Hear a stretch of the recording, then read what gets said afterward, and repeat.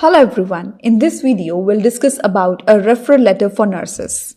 It is really sometimes difficult for nurses to manage the OET writing test because it's not often something that is familiar with their task. Usually nurses during their working day, they are more likely to complete assessment tools or the care pathways. So sometimes it's difficult for them to write the OET writing. Most of the writing involves in their job is ticking the boxes or short entries or the vital signs. So here the referral letters are different from all of these longer entries in the documents like admission forms or reports. They have a different structure and also OET letter does not contain any abbreviations. They contain 3 main sections. So the nurses needs to become familiar with the form of the referral letter so that they can make a plan in few minutes before starting to write because they have only 45 minutes to complete the letter.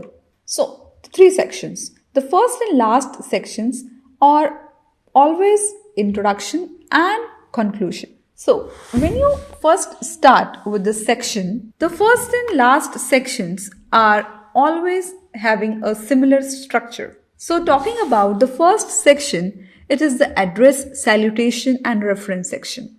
So always use a correct title when you begin it. After writing a date, you should write Miss, Mrs. or Mr. So you need to use the salutations. Also, you need to use Master for young boys up to the age of 10 or 12. So writing the full name before the address, for example, Mrs. Judith Brown. You can write this, but only use the title and last name in the salutation. For example, Dear Mrs. Brown. Then you need to make sure that you know how to write the address correctly. You use abbreviations for the words street, road, and etc. So write the line in the order of the name of the suburb, the name of the state, and then the postal code.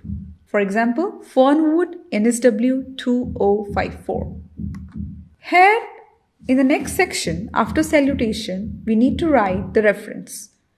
R.E. Mr. Jim Smith, name of the patient, comma, aged 86. So you are drawing attention to the name and age of the patient.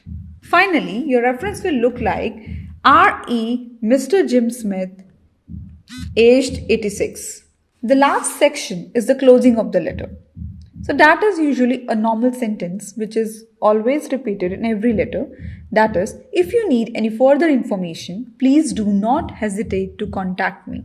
Then afterwards, you need to write yours sincerely, then your name and your title. Now we'll talk about the middle section of the letter, that is the body of the letter. This will include 3 or 4 paragraphs. Middle section having a body, it explains the background to the letter, like sort of the treatment patient has already done or the care needed after the discharge. Paragraph 1 means the body paragraph 1 generally answers the question, who are you writing to and why?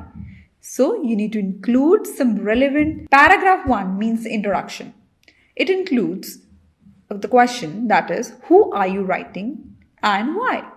So include some relevant information about background of the patient and the purpose of the letter.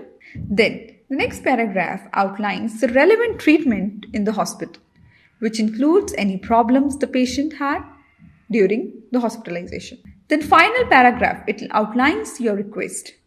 So you need to think here about the request you're using in the background information from the previous paragraphs. You need to write here. Also, please write the polite request like could you please, would you please, like this.